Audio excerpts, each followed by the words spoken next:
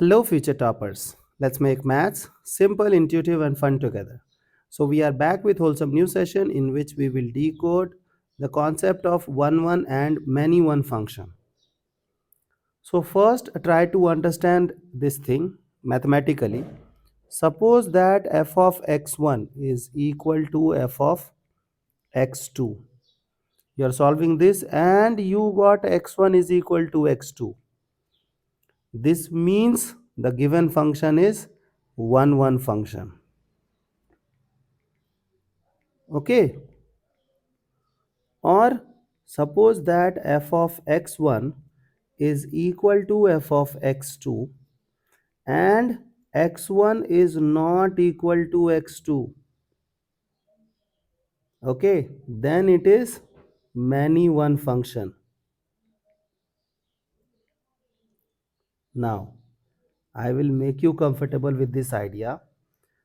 So suppose that I have to understand this function by graph.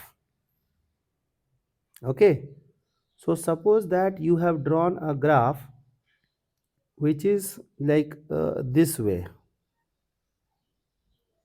Okay, and you have to solve this thing, that whether it is one function or many one function.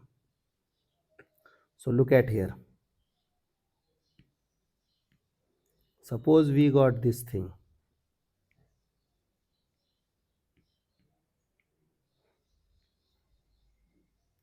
So what you should do, like mathematically is this explanation. Now I will tell you graphical explanation.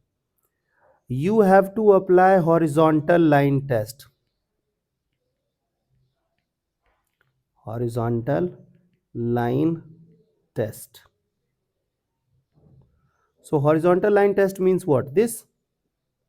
And if you will observe this now, you will find out that it is one cut everywhere.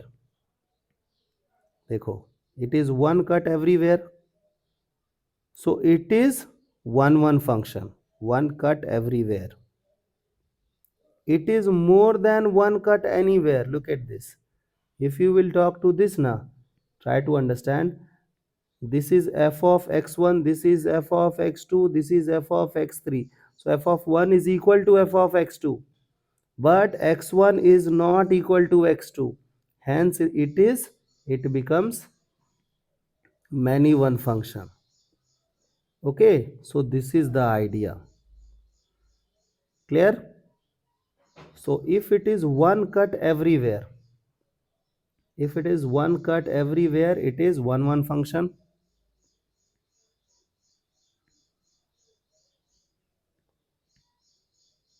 One function. More than one cut anywhere, it is many one function.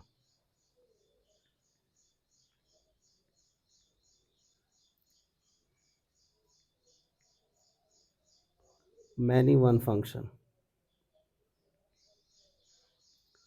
Okay, so this is graphically you can answer. You have to draw the graph and then you have to judge whether it is one or many one. Also, when you will like develop your understanding in calculus now, if your function is strictly increasing, if your function is strictly increasing, then you can say that it is one function. If your function is increasing, decreasing, or decreasing, increasing, it is many one function. Strictly increasing is one function. Strictly decreasing is also one function. If a function has a property which is increasing, decreasing both, that function will become many one function. I hope the idea is clear. Okay, so see you guys in the next session of Mathflix.